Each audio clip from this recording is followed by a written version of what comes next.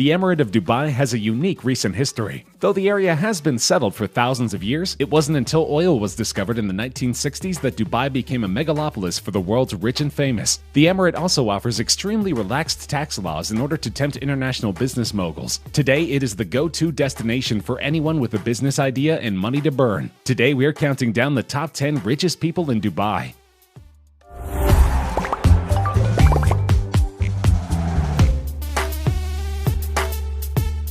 Saif Al Ghurair is an Emirati businessman holding the 10th largest fortune of any Dubai resident. The 96-year-old man has spent his entire lifetime amassing a huge business empire and a personal net worth of $1.9 billion. His eponymous Al Ghurair Group is one of the biggest conglomerates in Dubai, and it has holdings in numerous businesses. For example, the company represents major ventures in petrochemicals, packaging, metals, real estate, stock brokerages, and more. Those familiar with Dubai will recognize two of Ghurair's biggest real estate holdings, the Reef Mall and Burjman Center. Together, they represent two of the biggest malls in Dubai. They are anchored by brands such as H&M and Forever 21, and include such popular brands as Splash, Modelon, Brands for Less, Next, and LC Waikiki. Ghurair got his start in finance, with a bachelor's degree in accounting at the Al Ain University. He's gained many skill sets since then, and shared the knowledge with his family. In fact, all 6 of his sons are integral members of his highly lucrative business. This nonagenarian has had a full lifetime, and his business is only growing by the day, along with his ludicrous net worth.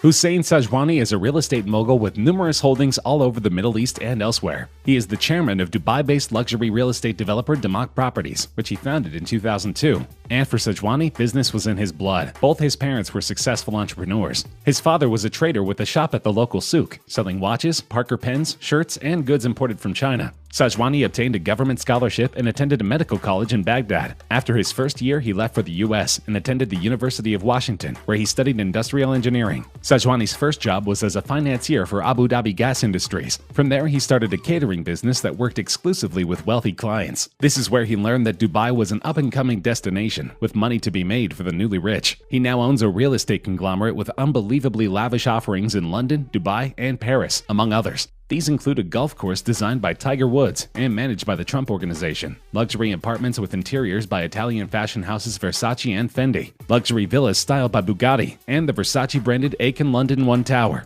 In order to sell these outrageous properties, Sajwani has been known to offer unreal perks, like a free Lamborghini with every purchase. At one point, Sajwani's wealth was over $4 billion, but it has since sank to a respectable $2.1 billion, making him the 9th richest person in Dubai.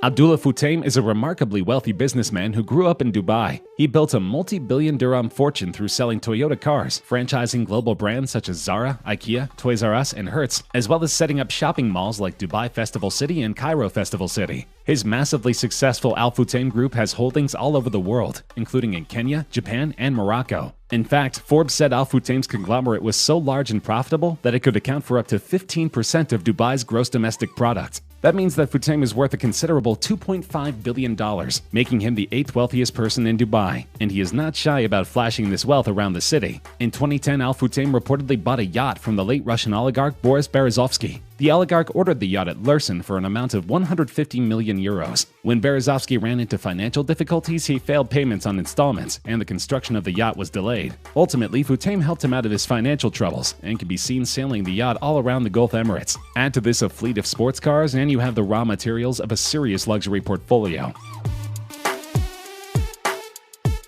Sunny Varkey is the brains behind GEMS Education, one of the largest private school operators in the world for students from kindergarten to grade 12. Under Varkey's leadership, the group morphed from a single school to an operator that oversees the education of 110,000 students in 100 schools across 10 countries. Mr. Varkey's parents, both teachers, arrived in Dubai in 1959 to seek a better life for their family, and what they found was a real need to educate children arriving in the city from around the world. Their son, Sunny, added a visionary's ambition to a practitioner's experience. From simple roots in a family of teachers, GEMS Education is today the largest privately owned international school provider, educating over 100,000 students across the globe, with an aim to provide a quality education to everyone. Varkey is also a huge philanthropist and has donated more than $30 million to provide education to those in need through a nonprofit with the support of Bill Clinton and others. But this is only a drop in the pail for the Dubai resident, who is worth $2.6 billion.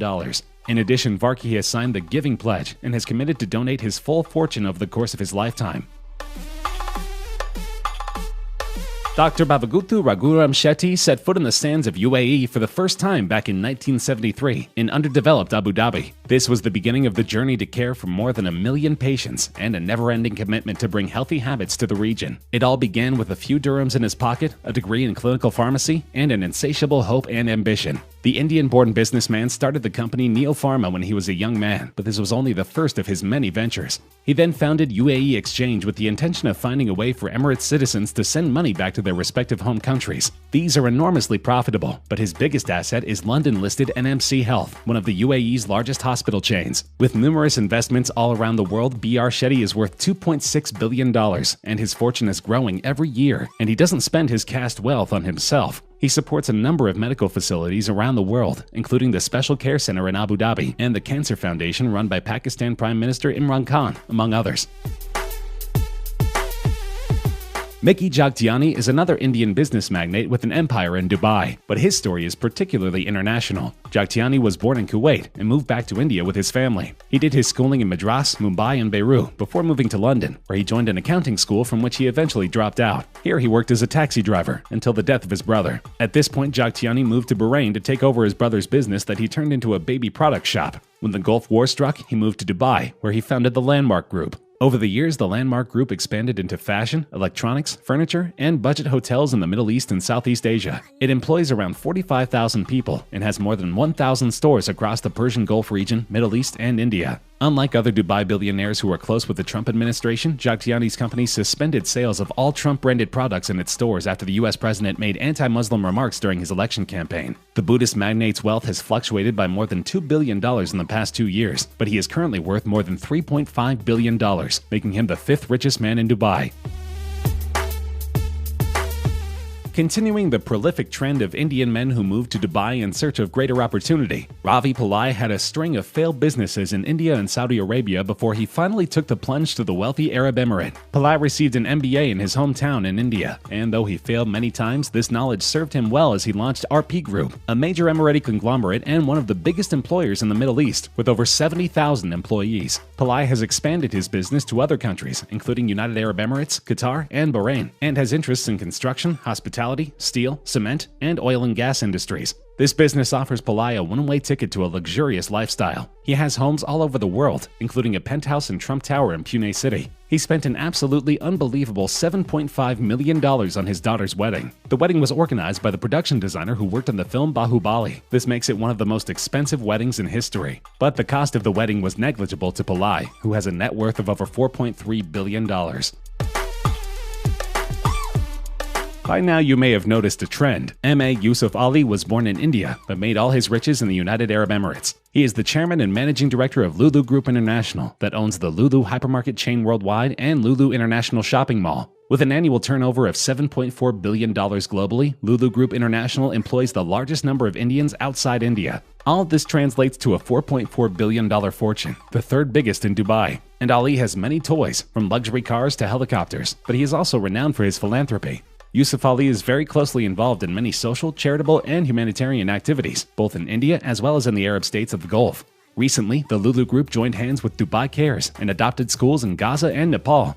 Yusuf Ali contributed and took initiative to open a multi-faith funeral center for the Indian community in Sharjah that spread across 8.3 acres. He also took the initiative to sell and promote organic products grown by the special needs community in UAE through Lulu hypermarkets. Then this year, Ali received a distinct honor from his newfound home. He was both proud and humbled after receiving the UAE's first golden card, granting him permanent residency in the country in which he has built an empire.